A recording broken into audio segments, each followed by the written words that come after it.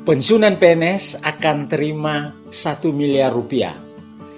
Itu kenyataan, cita-cita atau harapan, atau hoax? Para petualang sekalian, satu hal yang kita tidak bisa bendung adalah perputaran waktu. Hari ini kita diterima kerja, besok atau waktu yang akan datang kita akan pensiun. Pada video ini kita akan bahas tentang gaji pensiun PNS. Anda seorang PNS, keluarga PNS, pensiunan PNS, punya minat menjadi PNS atau pemerhati PNS. Ikuti video ini sampai selesai.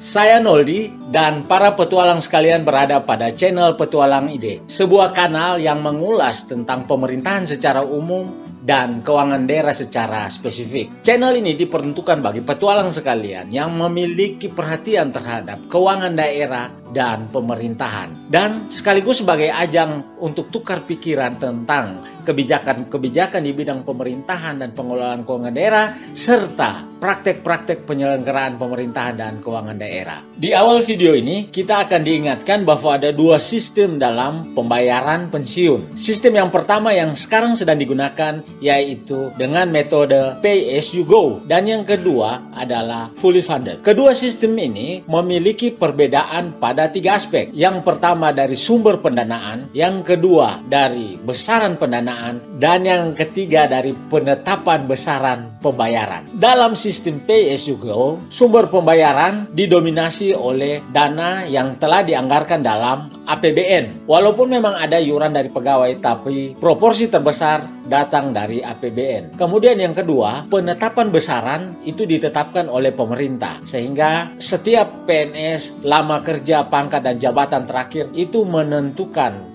penetapan yang dilakukan oleh pemerintah. Dan yang ketiga, besaran dari pensiun yang diterima telah diatur dengan hitungan-hitungan yang ada dalam peraturan pemerintah. Sebaliknya, jika kita menggunakan fully funded, maka sumber pembayaran yang terbesar adalah dari iuran PNS yang bersangkutan selama dia bekerja dipotong dari gajinya, kemudian nanti ada proporsi dari pemerintah. Itu akan dikelola oleh sebuah badan untuk mengelola itu. Kalau yang sekarang yang sedang mengelola itu adalah PT Taspen. Yang kedua, mengenai penetapan besaran. Penetapan besaran, jika kita menganut sistem fully funded, maka PNS yang bersangkutan lah yang menentukan berapa besar pensiun yang dia terima. Jika dia ingin menerima 1 miliar, maka dia harus menyisihkan setiap bulan iuran agar supaya pada akhir masa kerjanya, pada saat dia akan pensiun, dia akan memperoleh 1 miliar tersebut. Kemudian yang ketiga mengenai besaran. Besaran dari pensiun PNS dengan menggunakan fully funded ditentukan dengan peraturan pemerintah, tetapi itu dikombin dengan keinginan yang bersangkutan. Misalnya, berapa proporsi dari pemerintah yang akan disetor setiap bulan untuk pensiunnya dari yang bersangkutan, dihitung berapa keinginan PNS tersebut yang akan dipotong dari iuran yang dia harapkan nanti besarannya terakumulasi pada masa pensiun. Pemerintah dalam banyak kesempatan sudah mengungkapkan maksud untuk merubah sistem pensiun PNS dari pay as you go ke fully funded. Bagaimana penerapan fully funded sehingga kita boleh menjawab pertanyaan kita di awal, apakah bisa PNS menerima 1 miliar? Kita akan simulasikan dalam video ini. Ayo kita simulasikan hal tersebut. Katakanlah seorang bernama Ateng saat ini berumur 25 tahun dan baru saja dinyatakan lulus sebagai PNS. Si Ateng menginginkan saat pensiun mendapat dana pensiun sebesar 1 miliar rupiah. Jika iuran antara Ateng dan pemerintah selaku pemberi kerja adalah 50% berbanding 50% tentunya, maka berapa iuran bulanan yang harus si Ateng relakan dipotong dari gaji setiap bulan? Dengan asumsi pengelola dana pensiun misalkan PT Taspen yang dipercaya menyanggupi akan memberi bunga 1% per bulan, ayo kita hitung. Dengan umur 25 tahun sekarang, maka Ateng masih punya waktu 33 tahun hingga pensiun pada umur 58 tahun. Si Ateng mematok iuran flat 100.000 per bulan. Dengan demikian, proporsi pemerintah juga 100.000 rupiah. Jadi dalam bulan pertama, dana di-store ke PT Taspen adalah 200.000 rupiah. Pada bulan kedua, 200.000 rupiah tersebut dikelola PT Taspen tumbuh 1% menjadi 202.000 ditambah setoran bulan kedua sebesar 200.000 sehingga menjadi 402.000 rupiah. Dengan metode yang sama setiap bulan dana bertambah dan tumbuh 1% per bulan, maka pada tahun pertama dana yang terkumpul menjadi 2.536.501 rupiah. Dana tersebut akan menjadi 5.394.693 rupiah pada tahun kedua dan seterusnya. Pada tahun ke-10 menjadi 46.007.738 rupiah sehingga pada saat pensiun akan menjadi 1.008.712.492 rupiah seperti terlihat pada tabel berikut. Jadi target 1 miliar yang dimaui si Ateng tercapai.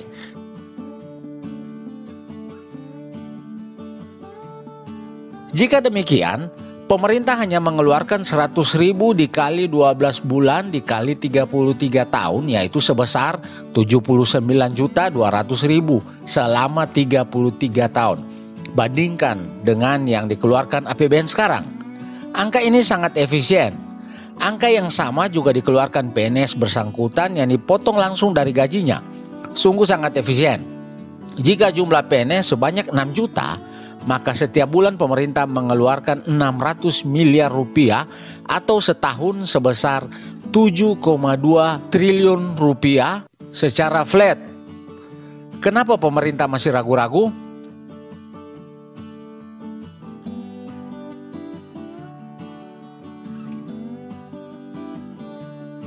Dari berbagai sumber, diyakini pemerintah akan menggunakan sistem fully funded. Artinya, PNS akan menentukan sendiri berapa pensiun yang hendak diterima. Jadi jika PNS mau dana pensiun sebesar 1 miliar, maka setiap bulan yang bersangkutan harus rela dipotong gajinya untuk memperoleh pensiun sebesar itu. Hitungannya adalah iuran yang dipotong gaji ditambah kontribusi pemerintah selaku pemberi kerja. Jadi pemerintah tidak menentukan besarnya pensiun, tapi ditentukan oleh PNS bersangkutan. Pemerintah hanya menentukan besaran proporsi kontribusi pemerintah terhadap iuran bulanan. Pengelola dana pensiun mengatur benefit dari dana pensiun yang dikumpulkan. Pengelola harus prudent agar terhindar dari mismanagement, seperti yang dialami asuransi Jiwasraya. Jika kita mendalami dana pensiun, tak bisa untuk menghindar dari rasa sentimental. Dana pensiun merupakan penghormatan terhadap sempurnanya karya seseorang sebagai abdi negara.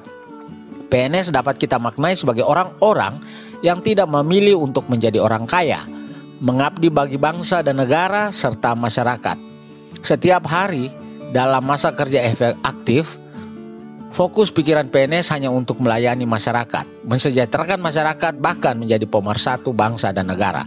Dengan demikian, dana pensiun pada hakikatnya adalah penghormatan terhadap orang-orang yang memilih menjadi pengabdi masyarakat. Jadi, pilihan untuk menggunakan sistem fully funded bagi pemerintah merupakan pilihan terbaik yang sebaiknya digunakan.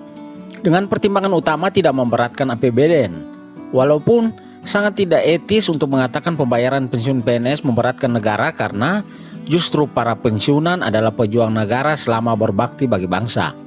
Dengan sistem fully funded, negara diringankan dan PNS dapat menikmati hari tua dengan kesejahteraan memadai.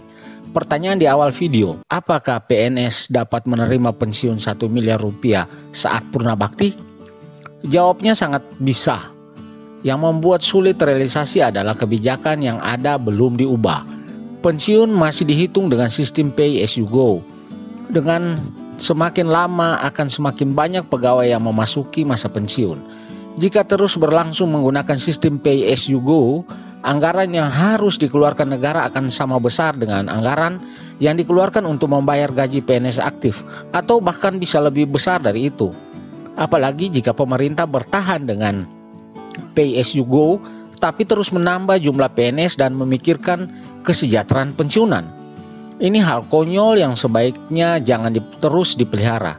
Segera ubah sistem pembayaran pensiun yang sekarang sedang digunakan. Kenapa tidak mau diubah? Atau apa kendala untuk mengubah sistem usang yang sedang berjalan ini? Bagi yang tahu silahkan dikomentari dan Mari kita diskusikan. Dari video itu, Anda ragu dengan keinginan pemerintah untuk merubah metode ini? Atau dari pertanyaan kita di awal video ini, apakah itu hoax, cita-cita harapan, atau kenyataan? Ternyata masih cita-cita harapan.